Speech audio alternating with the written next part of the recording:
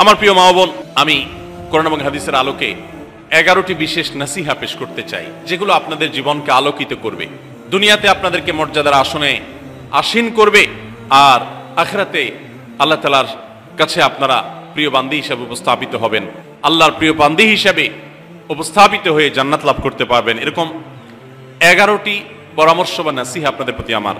Number 1, কোরআন এবং হাদিসের জ্ঞান অর্জন করা। এটা সকল পুরুষ এবং নারী সকলের জন্য ফরজ। কোরআন এবং হাদিসের জ্ঞান অর্জন করা আমাদের জন্য ফরজ। আমরা অনেকেই আছি যারা ইসলামের ফরজ বিধিবিধানগুলো জানি না। আমাদের যেগুলো অবশ্য কর্তব্য সেগুলো আমরা অনেকে জানি না, শুধু নামে মুসলমান। গতানুগতিক কিছু কাজ করি, হাতে গোনা কিছু ইসলামের নামে কাজ করি, বাস মনে করেছি আমি মুসলমান হয়েছি। আপনাকে ঈমান সম্পর্কে জানতে হবে। আপনার ঈমান কিভাবে আনতে হবে, কি কোন কোন বিষয়ের প্রতি বিশ্বাস থাকতে হবে, কি বিশ্বাস থাকতে হবে, আল্লাহ সম্পর্কে বিশ্বাস থাকতে হবে। ঈমান সম্পর্কে অনেক ভুল ধারণা আমাদের আছে। আমরা আল্লাহ সম্পর্কে বিস্তারিত জানি না, আখিরাত সম্পর্কে জানি না, নবী রাসূল সম্পর্কে জানি না। এগুলো সম্পর্কে সঠিক জ্ঞান অর্জন করতে হবে।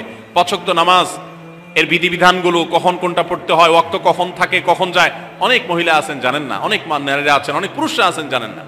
এগুলো জানতে হবে। ইসলামকে জানাটা অনেক গুরুত্বপূর্ণ। আর জানার জন্য কোরআনে কারীম বুঝে পড়বেন, হাদিস বুঝে পড়বেন, মাসলা মাসাইলের বই পুস্তক বুঝে পড়বেন ওলামাদের তত্ত্বাবধানে থেকে, এবং কোরআন এবং হাদিস শেখার যত ভালো আয়োজন উদ্যোগ আছে সেগুলোতে শামিল হবেন, জ্ঞান অর্জন করবেন। এটা ইসলামের গুরুত্বপূর্ণ একটা ব্যাপার। জ্ঞান অর্জন যদি না করেন তাহলে আপনি ইসলামের কোনো কাজ করতে পারবেন। ইসলামের সবকিছুর আগে হলো জ্ঞান অর্জন করা। সবকিছুর আগে ইসলাম সম্পর্কে ইলম অর্জন করতে হবে, কোরআন হাদিসের নলেজ অর্জন করতে হবে। নাম্বার 2, 5 ওয়াক্ত নামাজ। নবী সাল্লাল্লাহু আলাইহি সাল্লাম জান্নাতে, মেয়েদের জান্নাতে যাওয়ার শর্টকাট যে সিলেবাস দিয়েছেন, শর্টকাট যে ওয়ে বলেছেন, 4টা শর্ত দিয়েছেন। এর মধ্যে থেকে একটা হলো 5 ওয়াক্ত নামাজ ঠিকঠাক মতো যদি আদায় করেন।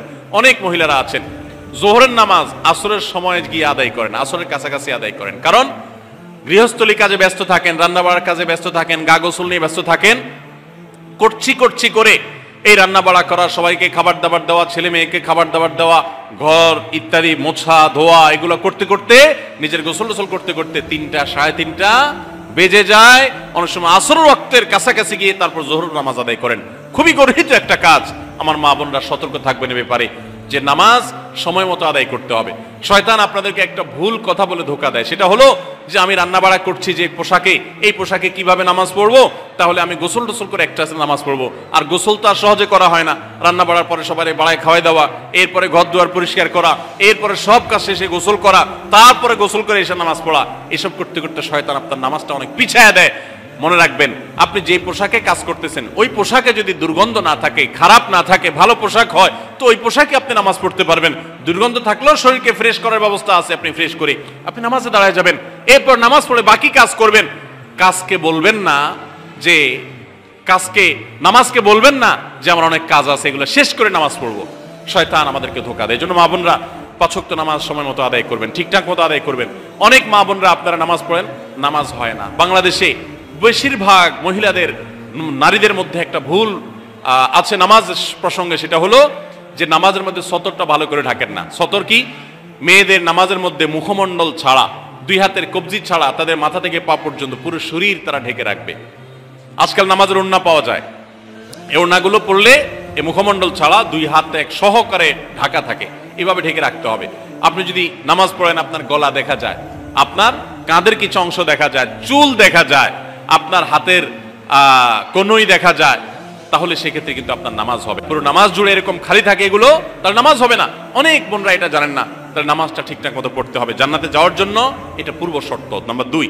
নাম্বার 3, রমজান মাসে রোজা রাখা। রোজা রাখার ক্ষেত্রে আলহামদুলিল্লাহ মা বোনরা রাখেন সাধারণত, কিন্তু রোজা রেখে গীবত, মিথ্যা, শেকায়েত, মানুষের পিছনে সমালোচনা করা, এগুলো করলে গীবত নষ্ট হয়ে যায়। মুখ খারাপ করা, গীবত, এগুলো করলে রমজান নষ্ট হয়ে যায়, রোজা নষ্ট হয়ে যায়। এগুলো করা যাবে না, এগুলোতে বেঁচে থাকতে হবে। সেই সাথে অনেক মা বোন আছেন, একটু সন্তান গর্ভে আসছে, কিন্তু সন্তান দুধ কিংবা সন্তান দুধ পান করে, এই অজুহাত দিয়ে তিনি দেখা যায় যে রমজানের রোজা ঠিক মতো রাখেন না। এটা ভুল। বরং সামান্য একটু ঠুনকো অজুহাতে রমজানের রোজা বাদ দেওয়া যাবে না। যতক্ষণ পর্যন্ত শক্তি সামর্থ্য আছে রমজান রোজা ঠিক মতো রাখতে হবে। নাম্বার 3। 4 নম্বর হলো স্বামীর আনুগত্য করা। আমি সবসময় বলি, এটা হলো মহিলাদের জন্য তিতা করল্লার আমল। তিতা করল্লা দিয়ে জুস বানায় খাওয়ানো, এটা যেরকম কষ্টের কাজ মানুষের জন্য, ঠিক একইভাবে মহিলাদের জন্য স্বামীর কথা শোনাটা এরকম কষ্টের কাজ। অনেক মহিলা আছে নামাজ পড়তে রাজি আছি, রোজা রাখতে রাজি আছি, তাসবিহ তাহলিল করতে রাজি আছি, কোরআন পড়তে রাজি আছি, মগর পুরুষের স্বামীর কথা শুনবো না। কেন তার কথা শুনবো কেন? আমি কি কম বুঝি? এই মানসিকতা আজ পশ্চিমা অপসংস্কৃতির যে ছোঁয়া আমাদের সমাজে এসেছে, লেগেছে, এটার কারণে আমাদের মা বোনদের মধ্যে তৈরি হয়েছে। এটা কখনো আমাদেরকে সুখী করতে পারে না। একটা ছোট মুদি দোকানেও একজনকে দায়িত্বশীল মানতে হয়, একজন মালিক হয়, আরেকজন অধীনস্থ হয়, একজন ম্যানেজার হয়, আরেকজন তার কর্মী হয়। এতটুক চেইন অফ কমান্ড যদি ঠিক না থাকে, তাহলে একটা ছোট দোকানও সুশৃঙ্খল ভাবে চলতে পারে না, সেটাও বিশৃঙ্খল হয়ে যাবে। তাহলে একটা সংসার, একটা পরিবারে একজনকে মুরব্বী না মানলে কিভাবে সেটা চলতে পারে? অবশ্যই একজন নারী তার স্বামীকে অভিভাবক মানবেন, মুরব্বী মানবেন, তাকে মেনে চলবেন। শুধু ইসলামই বলে নাই, পশ্চিমা দুনিয়ার মানুষরাও স্বীকার করে।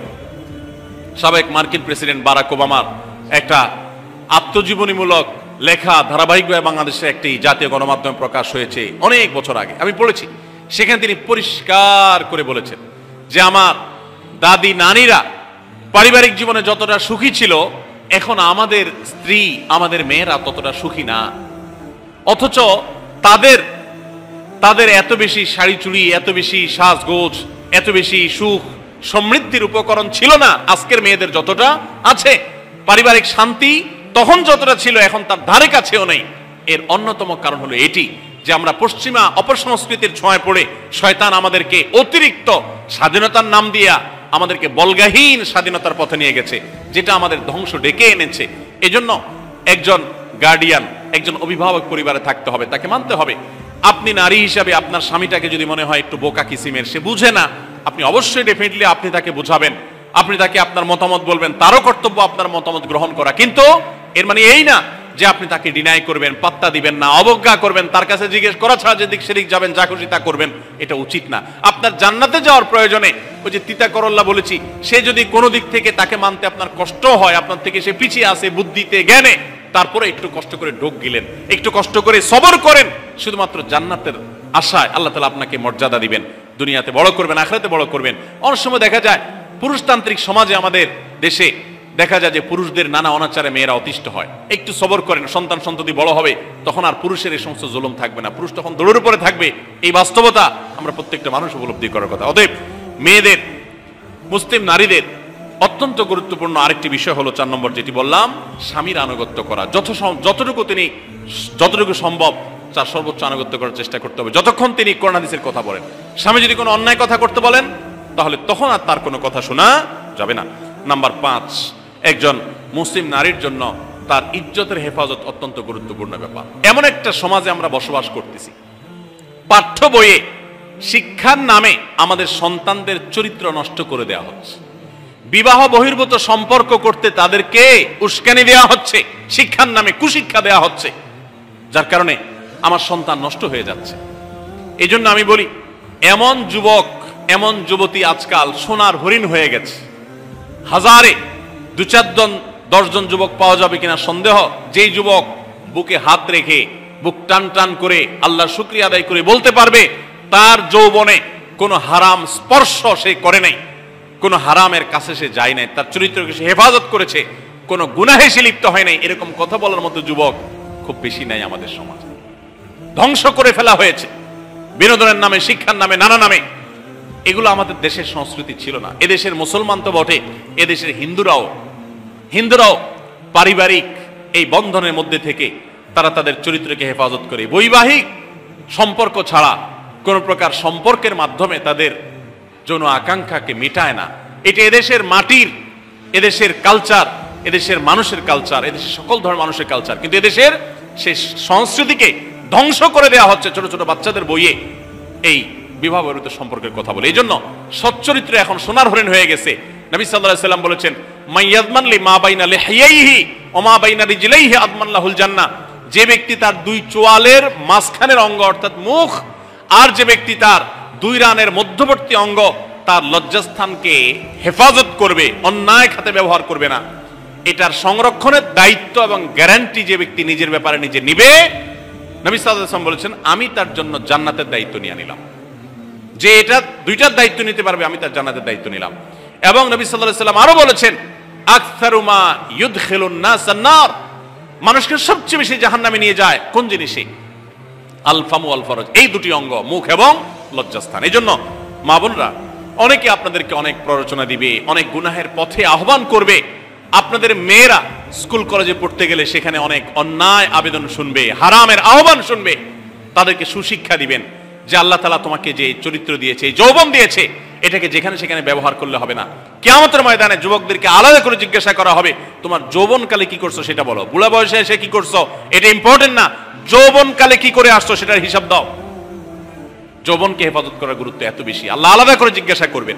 এই জন্য মা বোনদের কর্তব্য তাদের মেয়েদেরকে, ছেলেদেরকে অসৎ চরিত্রতা থেকে হেফাজত করবেন, সংরক্ষণ করবেন, তাদেরকে বুঝাবেন, তাদেরকে সেভাবে বড় করবেন যে বিয়ে শাদীর মাধ্যমে, সাংসারিক জীবনের মাধ্যমে তোমরা তোমাদের এই জীবনকে তোমরা উপভোগ করবে। আল্লাহ তাআলা তোমাদের জন্য যে নিয়ামত রেখেছেন সেই নিয়ামত তোমরা পাবে, কিন্তু অবৈধ উপায়ে কখনো তোমরা সেদিকে পা বাড়াবে না। যারা বাড়ায় তাদের দুনিয়াতেই ধ্বংস হয়, আখিরাত তো আছেই। এই অবৈধ সম্পর্ক করে সুখে থাকে খুব কম মানুষ। যারা যত বেশি এই জগতে যায় তারা তত বেশি অসুখী থাকে দাম্পত্য জীবনে। অতএব একজন নারী, তার 5 নম্বর গুরুত্বপূর্ণ বিষয় হলো তার ইজ্জতের হেফাজত, লজ্জাস্থানের হেফাজত এবং তার চরিত্রের হেফাজত। আল্লাহ তাআলা আমাদের মা বোনদেরকে সেই তৌফিক দান করুন। অনেক সময় দেখা যায় যে সবই ঠিক আছে, আপনি সোশ্যাল মিডিয়াতে পুরুষের ছবি দেখে, ভিডিও দেখে আপনি হারাম আনন্দ পাচ্ছেন। আপনি ইমোতে, হোয়াটসঅ্যাপে, মেসেঞ্জারে বিভিন্ন পুরুষের সাথে অপ্রয়োজনীয় চ্যাটিং করছেন, কথা বলছেন, এবং সেখানে এই বেহুদা কথা থেকে অনেক অনাচার হয়ে যায়, অনেক সংসার ভেঙে যায়, অনেক পরকীয়া হয়, অনেক সংসার ধ্বংস হয়।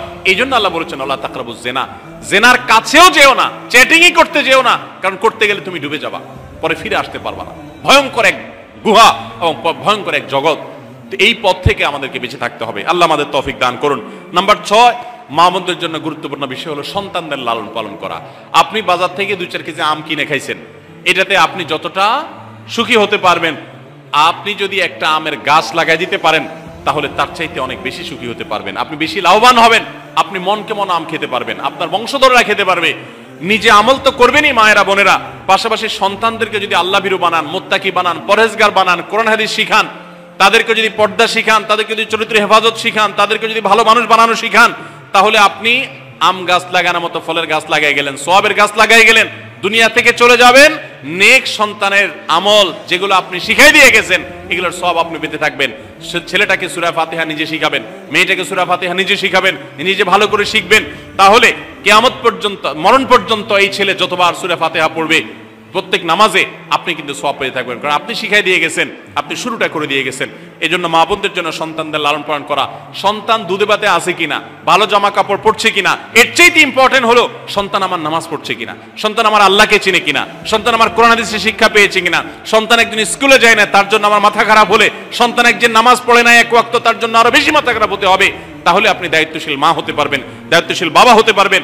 মনে রাখবেন নবী সাল্লাল্লাহু আলাইহি ওয়াসাল্লাম বলেছেন, প্রত্যেকটা শিশু জন্মগ্রহণ করে ভালো মানুষ হয়ে, কেউ জন্মগতভাবে খারাপ হয় না, ডাকাত হয়ে জন্মায় না, তবে তার মা বাপ তাকে নষ্ট করে। কারণ মা বাপ তাকে ঠিক মতো লালন পালন না করে, ভালো পরিবেশ দেয় না, খারাপ ছেলেফেলের সাথে মিশে, তখন সে নষ্ট হয়। এই জন্য আপনার দায়িত্ব সন্তান কার সাথে মিশছে, কোথায় যাচ্ছে, কি করতেছে, মোবাইলে কি দেখছে, সন্তানকে সময় দেন, মোবাইল টিপাটিপি বন্ধ করেন, তাদেরকে নিয়ে বসেন, তাদেরকে কথা শোনান, কোরআন হাদিস পাঠ করে শোনান, তাদেরকে ভালো পরিবেশ দেন, ভালো ফ্যামিলির, দিনদার ফ্যামিলির বাচ্চাদের সাথে তাদেরকে মিশান। ইনশাআল্লাহ আপনি আল্লাহর কাছে এর জন্য উত্তম বিনিময় পাবেন, সওয়াব পাবেন। নাম্বার 7, মা বোনরা, বিশেষ করে আপনাদের জন্য গুরুত্বপূর্ণ হলো কৃতজ্ঞতা আদায় করবেন। পুরুষদের জন্য গুরুত্বপূর্ণ, কিন্তু মা বোনদের জন্য বিশেষ গুরুত্বপূর্ণ এই জন্য যে নবী সাল্লাল্লাহু আলাইহি ওয়াসাল্লাম বলেছেন, তিনি জাহান্নামে নারীদেরকে যে দেখেছেন, তাকে যে দেখানো হয়েছে মেরাজে, যে প্রচুর সংখ্যক নারীরা জাহান্নামে, এর অন্যতম একটা কারণ ছিল নেয়ামতের নাশকরি করা। পুরুষদের মধ্যেও নাশকরির কারণে বহু পুরুষ জাহান্নামে যাবে।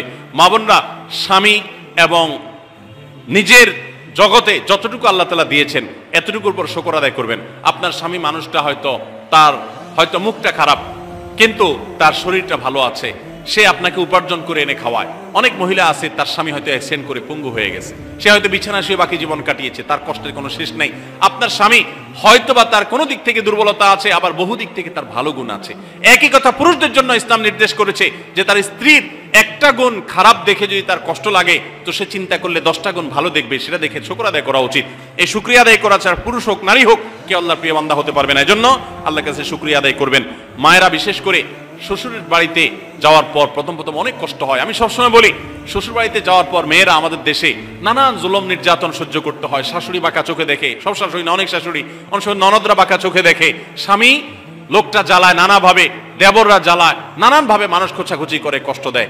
একটু ধৈর্য ধারণ করেন, আল্লাহ তাআলা আপনার সংসারে যখন 2-4টা সন্তান দিবে, এরা যখন বড় হয়ে যাবে, এগুলো সব আপনার বাহিনী হয়ে যাবে, তখন দেখবেন ওই বুড়া আস্তে আস্তে চুপসে গেছে, বুড়ার বড় কোনো গলা নাই, বড় কোনো কথা নাই, কারণ পোলাপান সব মায়ের পক্ষে থাকে, বুড়া সব আস্তে আস্তে সাইজ হয়ে যায়। এই জন্য মা বোনরা সবর করবেন, ধৈর্য ধারণ করবেন, খবরদার ধৈর্য হারা হবেন না, শুকর আদায় করবেন। নাম্বার 8, কখনো মুখ খারাপ করবেন না, গালিগালাজ করবেন না, অভিশাপ দিবেন না। অনেক সময় পোলাপান একটু উল্টাপাল্টা করলে তাদেরকে অনেক মা অভিশাপ দিয়ে দেন, গজব ঠাডা দিয়ে দেন, বদদোয়া করেন, মুখ দিয়ে খারাপ কথা বলে ফেলেন। এগুলো খুব খারাপ জিনিস। নবী সাল্লাল্লাহু আলাইহি ওয়াসাল্লাম বলেছেন, যদি কাউকে গজব ঠাডা দেওয়া হয়, এটার উপযুক্ত না হলে যে দেয় তার উপরে এসে পড়ে, এরকম ভয়াবহ একটা বিষয়। এই জন্য কোন অবস্থাতে এগুলো যেন না হয়। এবং মেয়েদের জাহান্নামে যাওয়ার অন্যতম, বেশি জাহান্নামে যাওয়ার অন্যতম একটা কারণ এটাও যে তাদের মধ্যে, অনেকের মধ্যে, আমি সবার কথা বলছি না, যে এই ধরনের গালিগালাজ করা, অভিশাপ দেওয়ার বদস্বভাব আছে। এই বদস্বভাব বহু পুরুষের মধ্যেও আছে, সবাইকে ছাড়তে হবে। নাম্বার 9, আত্মীয়তার বন্ধন রক্ষা করার পরে দায়িত্বশীল হতে হবে। স্বামীকে স্বামীর ভাই বোনের সাথে সম্পর্ক ভালো রাখতে কখনো বাধা দিবেন না। অনেক মহিলা আছে বোকার মতো কাজ করে।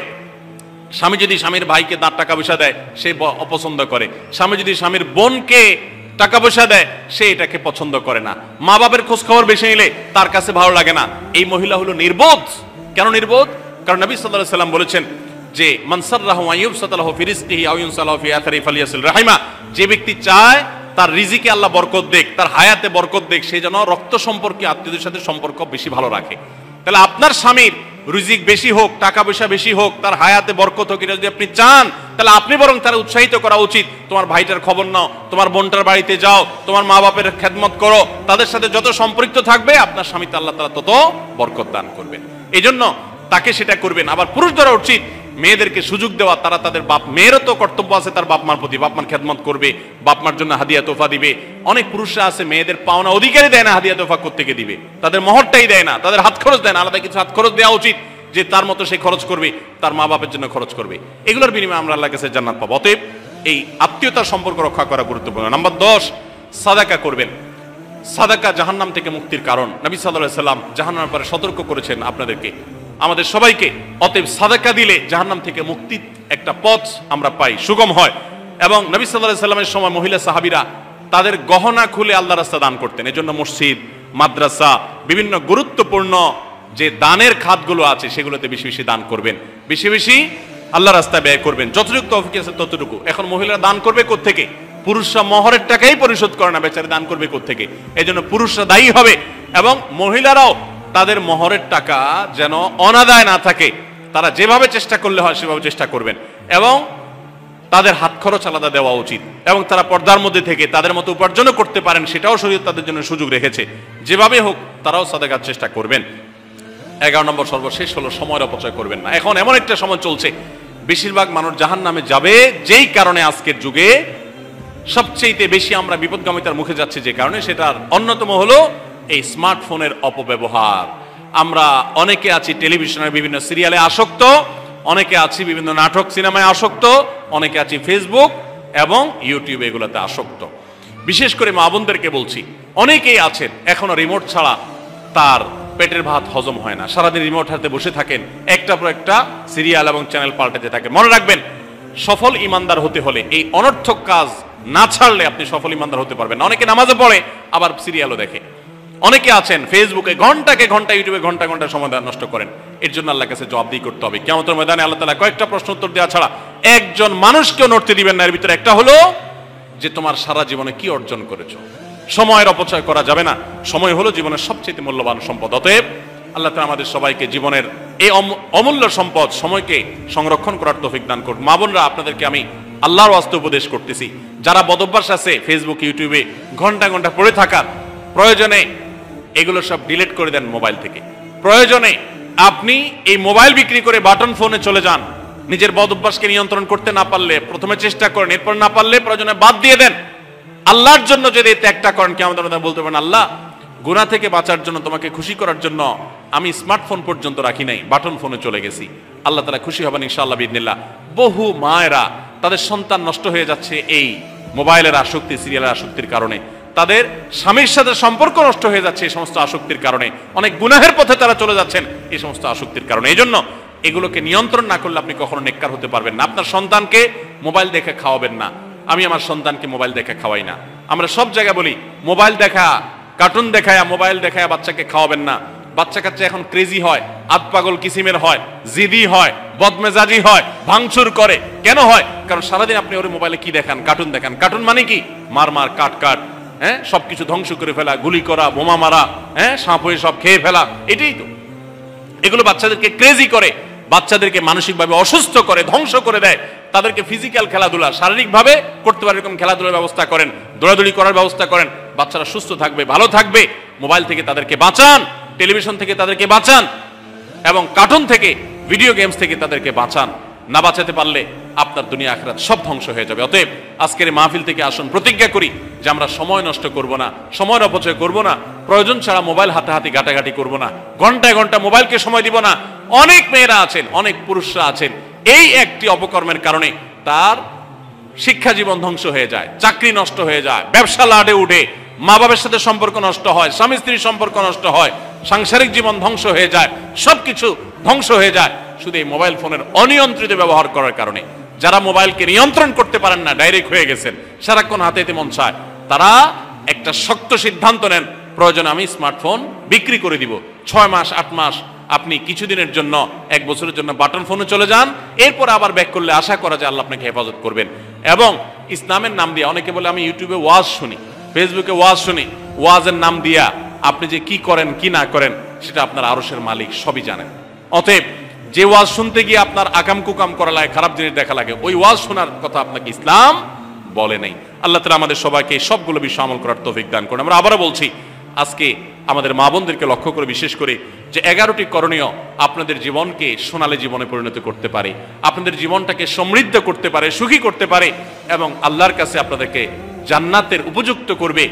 কিয়ামতের ময়দানে সুন্দর হাসি, সুখের হাসি, তৃপ্তির হাসি আপনাদেরকে হাসাবে ইনশাআল্লাহ। সেই 11টি নসিহা, সেই 11টি বিষয়ের প্রথমটি হলো কোরআন এবং হাদিসের জ্ঞান অর্জন করবেন। অনেক ভালো ভালো বই আছে কোরআন হাদিস ভিত্তিক, সেগুলো পড়বেন। দিন শিক্ষার যত আয়োজন আছে সেগুলোর সাথে সম্পৃক্ত হবেন।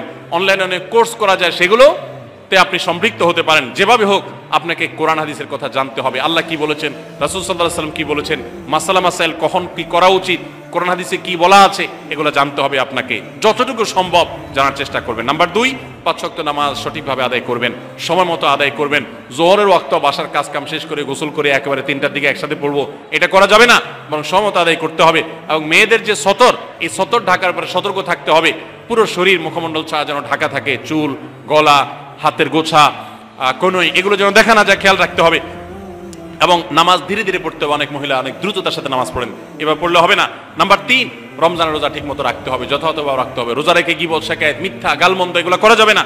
নাম্বার 4, স্বামীর আনুগত্য করতে হবে। নিজের কাছে খারাপ লাগলেও একটু সবর করতে হবে, যতক্ষণ পর্যন্ত স্বামী ন্যায়সঙ্গত কথা বলে, অন্যায় কাজ করতে না বলে, গুনাহের কাজ করতে না বলে, ততক্ষণ পর্যন্ত তার কথা মানতে হবে। নিজের খারাপ লাগলেও মানবেন, আপনার জান্নাতের প্রয়োজনে, সুশৃঙ্খলার প্রয়োজনে, পারিবারিক শান্তির প্রয়োজনে। ইনশাআল্লাহ আপনি সুখে থাকবেন দুনিয়া এবং আখিরাত উভয় জগতে। নাম্বার 5, নিজের ইজ্জত সম্ভ্রম হেফাজত করবেন। অনলাইনে অফলাইনে কারোর সাথে হারাম সম্পর্ক করবেন না, কোনো গায়রে মারাম পুরুষ সাথে অযথা যোগাযোগ করবেন না, চ্যাটিং করবেন না, এবং সোশ্যাল মিডিয়াতে হারাম জিনিস দেখা থেকে নিজের চোখকে হেফাজত করবেন, বাঁচিয়ে রাখবেন। নাম্বার 6, নিজের সন্তানদেরকে দিন শিখাবেন, তাদেরকে কোরআন হাদিস শিখাবেন, উত্তমভাবে লালন পালন করবেন, তাদেরকে নামাজ শিখাবেন, মেয়েদেরকে পর্দা শিখাবেন, তারা যেন চরিত্রে হেফাজত করে সেই শিক্ষা তাদেরকে দিবেন। উপযুক্ত হওয়ার পর ছেলে মেয়েকে বিয়ে দিবেন, কোনোভাবে যেন হারাম সম্পর্কে না জড়ায় সেজন্য সাবধান থাকবেন। ভালো ফ্যামিলির সাথে তাদেরকে উঠা বসা করাবেন, ভালো শিক্ষা প্রতিষ্ঠানে দিবেন যেখানে দিলে তার ঈমান আমল হেফাজত থাকবে। নাম্বার 7, আল্লাহর শুকরিয়া আদায় করবেন, বান্দারও শুকরিয়া আদায় করবেন। আল্লাহ যা দিয়েছেন, যতটুকু আছে স্বামীর সংসারে, আলহামদুলিল্লাহ বলতে শিখবেন, আল্লাহ তাআলা বাড়াই দিবেন ইনশাআল্লাহ। নাফরমানি, নাশুকরি করবেন না, তাহলে আপনি নিজেই ক্ষতিগ্রস্ত হবেন, কষ্টের মধ্যে থাকবেন। আর শুকরিয়া আদায় করলে আপনার নিজেরই মানসিক প্রশান্তি হবে, আল্লাহ আরো নেয়ামত বাড়িয়ে দিবেন। নাম্বার 8, কোনো প্রকার অভিশাপ গালমন্দ করবেন না, সেটা ছেলে মেয়েকে হোক, সংসারকে হোক, স্বামীকে হোক, কোনো কিছু না, ধৈর্য ধারণ করতে হবে। পুরুষদের জন্য এই কথাগুলো প্রযোজ্য। আর নাম্বার 9, আত্মীয়তার সম্পর্ক রক্ষা করতে হবে, ছিন্ন করা যাবে না। নিজের স্বামীকে তার বাপ, তার বোন, তার মা, তার ভাই, তাদের সাথে সুসম্পর্ক বজায় রাখতে সাহায্য করবেন, বাধা দিবেন না, পারলে আরো সাহায্য করবেন, এতে আপনারই লাভ হবে। আবার স্বামীদেরও উচিত স্ত্রীকে তার পরিবারের সাথে সম্পর্ক বজায় রাখার জন্য সাহায্য করা। মেয়েদের উচিত তাদের মা, তাদের বোন, ভাই, তাদের সাথে আজকাল মোবাইলে যোগাযোগ করা যায়, খোঁজ খবর নেবেন, কথাবার্তা বলবেন। স্বামীর সংসারে আসছেন দেখে বাপের সংসার ভুলে যাবেন, সেটাও যেন না হয় খেয়াল রাখতে হবে। নাম্বার 10, যতটুকু সম্ভব দান সাদাকা করবেন। দান সাদাকা জাহান্নাম থেকে মুক্তির কারণ হয়, সেটার জন্য সাধ্য অনুযায়ী করবেন। পুরুষরা তাদের জন্য এই ক্ষেত্রে হেল্প করবেন, যাতে তাদের মোহর ইত্যাদি দেওয়া, মাসে হাত খরচ কিছু দেওয়া, যাতে তারা সাদাকা করতে পারে সেই সুযোগ। আজকাল দেখা যায় অনেক মেয়েরা টাকা পয়সা পেলে মার্কেটে চলে যাবেন, কি কিনবে এটা নিয়ে অস্থির হয়ে যান। মার্কেটে আপনি যা দরকার হলে যাবেন, কেনা দরকার হলে কিনবেন, কিন্তু দানের জন্য একটা খাত রাখবেন। পারিবারিক সাদাকা বাক্স, একটা বাক্স রাখবেন, যে খুচরা টাকা পয়সা বা বিভিন্ন টাকা পয়সা ছেলে মেয়েরা রাখবে, আপনি রাখবেন, উৎসাহিত করবেন। এটা দিয়ে একটা গরিব ফ্যামিলি মুখে হাসি ফোটাবেন, একটা ভালো কাজ করবেন, পারিবারিকভাবে এরকম দানের ব্যবস্থা করবেন। বোনেরা, সর্বশেষ হলো সময় নষ্ট করবেন না সোশ্যাল মিডিয়াতে। আল্লাহর ওয়াস্তে এটা থেকে নিজেকে বাঁচাবার জন্য সংগ্রাম করেন। যারা এখনো এই রোগ থেকে বাঁচতে পারেন নাই, আল্লাহর কসম করে বলছি, দুনিয়ার জীবনটাই ধ্বংস হবে, অসুখী থাকবেন, অশান্তিতে থাকবেন, আখিরাতের ধ্বংস তো আছেই। অতএব ফেসবুক, ইউটিউব, এটা যদি আপনাকে দেখতে হয়, খারাপ কিছু যেন না আসে সেভাবে ফিল্টার করে নেবেন, এবং নিয়ন্ত্রিত নির্দিষ্ট সময়ের বেশি দেখবেন না। 10 মিনিট 10 মিনিট, সকাল দুপুর রাত, এর বেশি বিকাল, আমি এর বেশি দেখবো না। ঘন্টায় ঘন্টা টিপবেন না। অনেক মহিলা আছে, স্বামীকে সময় দেওয়ার সুযোগ নাই, সন্তানের দিকে তাকাবার সুযোগ নাই, উনি টেলিভিশন এবং মোবাইলে আসক্ত, এবং এটা আমাদের সমাজকে ধ্বংস করে দিচ্ছে। নিজের ক্ষতি নিজে করছেন, নিজের পায়ে কুঠারাঘাত করছেন। আল্লাহ তাআলা আমাদের সবাইকে এই সব বিষয়গুলোকে মেনে চলে, এই 11টা পয়েন্টকে মেনে চলে আমাদের মা বোনদের জীবনকে সমৃদ্ধ করার তৌফিক দান করুন। আমাদের সবাইকে আল্লাহ তাআলা আমল করার তৌফিক দান করুন।